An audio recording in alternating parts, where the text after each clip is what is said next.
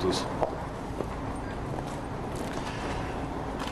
Le 15 janvier dernier, le Parlement britannique a rejeté l'accord qui avait été négocié par l'Union européenne et par le gouvernement britannique relatif à la sortie de l'Union européenne, la sortie du Royaume-Uni de l'Union européenne. On peut regretter ce rejet ou s'en réjouir. En tout cas, ce qui est certain, c'est que l'hypothèse d'un Brexit sans accord est de moins en moins improbable. Dans ces conditions, notre responsabilité, la responsabilité du gouvernement, c'est de faire en sorte que notre pays soit prêt, que les intérêts de nos concitoyens soient préservés et défendus. C'est la raison pour laquelle, aujourd'hui, à l'occasion d'une réunion rassemblant autour de moi tous les ministres concernés, j'ai pris la décision de déclencher le plan lié au Brexit sans accord, au Brexit dur, comme on dit parfois. Ce plan, il a été préparé depuis avril 2018 et l'ensemble des administrations avaient été chargées dans leur domaine et ensemble de travailler aux mesures qu'il conviendrait d'adopter pour pouvoir faire face à ce qui était à l'époque une hypothèse que nous redoutions d'une certaine façon et à laquelle il nous revenait de nous préparer. Le plan qui est déclenché comporte d'abord des mesures législatives, des mesures juridiques qui visent à faire en sorte qu'il n'y ait pas d'interruption de droit, que les droits de nos concitoyens ou de nos entreprises soient effectivement protégés. C'est la raison pour laquelle nous avons proposé à l'Assemblée nationale et au Sénat d'adopter une loi d'habilitation qui nous permettra au gouvernement de prendre des ordonnances. Cette loi d'habilitation, elle sera définitivement adoptée aujourd'hui et elle sera promulguée cette semaine. Sur le fondement de cette loi d'habilitation, 5 ordonnances seront présentées au Conseil des ministres et publiées dans les 3 semaines qui viennent. La première ordonnance sera présentée au Conseil des ministres mercredi et les 4 autres s'échelonneront dans les 3 semaines qui viennent. Ces 5 ordonnances nous permettront d'avoir un cadre juridique qui répond aux enjeux d'un Brexit sans accord. C'est évidemment un point important. Un autre volet de ce plan, ce sont des mesures d'investissement et d'organisation.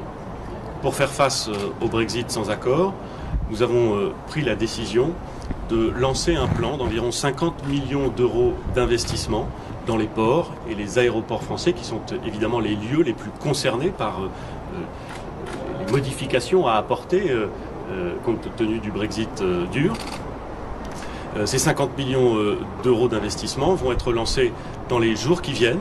Les plans sont prêts. Chaque port, chaque aéroport avait été chargé de définir la nature des travaux nécessaires pour adapter son dispositif à ces nouveaux enjeux. Dans quelques ports, ce sera la construction de parkings, dans d'autres, ce sera la mise en place d'installations de contrôle, dans des bâtiments d'abord provisoires et puis qui auront vocation à se développer par la suite. Bref, là encore, nous serons prêts, nous voulons pouvoir être prêts pour que les intérêts de nos concitoyens soient préservés.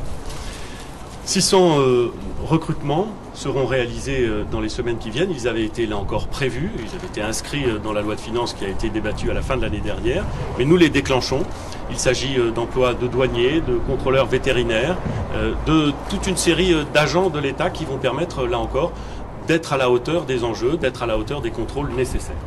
Notre objectif, c'est à la fois de respecter nos obligations, de faire en sorte que la vie de nos concitoyens et à certains égards la vie des ressortissants britanniques en France soit le moins impactée possible et qu'elle puisse continuer à s'exercer à la fois en toute sécurité et en toute fluidité.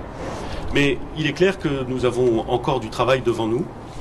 D'abord un travail d'information à destination de nos concitoyens et peut-être en particulier à destination des entreprises et peut-être en particulier à destination des petites entreprises qui, pendant très longtemps, ont commercé avec le Royaume-Uni sans se soucier d'un régime juridique particulier et qui vont devoir maintenant s'adapter au fait que le Royaume-Uni serait, si l'hypothèse est confirmée, serait un État extra-communautaire. Et puis il y a un deuxième sujet sur lequel nous devons continuer à travailler, et je veux le dire de façon spécifique, c'est celui de la pêche. La pêche et le monde les pêcheurs, toutes les industries de transformation des produits de la pêche sont le secteur qui est le plus susceptible d'être durement impacté par cette sortie sans accord à laquelle les Britanniques ont l'air décidés de se diriger. Nous voulons défendre les intérêts des pêcheurs français, défendre l'intérêt des lieux de pêche et des lieux et des entreprises qui participent à ce secteur économique important. Nous avons donc mis en œuvre la préparation de dispositions spécifiques sur lesquelles nous aurons l'occasion de communiquer dans le courant du mois de février. Et je veux dire aux pêcheurs que nous savons que le sujet est pour eux d'importance, que nous allons les accompagner, que nous allons travailler activement, nous allons continuer à travailler activement avec la Commission européenne pour pouvoir trouver les dispositions qui leur permettront de continuer à exercer leur activité dans les meilleures conditions. Voilà ce que je voulais vous dire, mesdames et messieurs. Merci beaucoup. Qu'est-ce qui vous fait dire que l'hypothèse d'une sortie sans accord du Brexit est de moins en moins probable? Ce qui me fait dire que l'hypothèse de sortie du Brexit sans accord est de moins en moins improbable, c'est que le Parlement britannique a rejeté l'accord. Et dès lors que le Parlement britannique a rejeté l'accord qui avait été négocié par le gouvernement britannique, il y a fort à craindre qu'il n'y ait pas d'accord.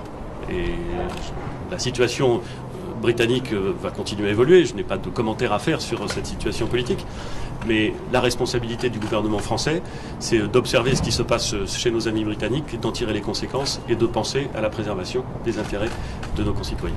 Merci beaucoup. Est-ce qu'il y a un changement d'état d'esprit à Paris? Non.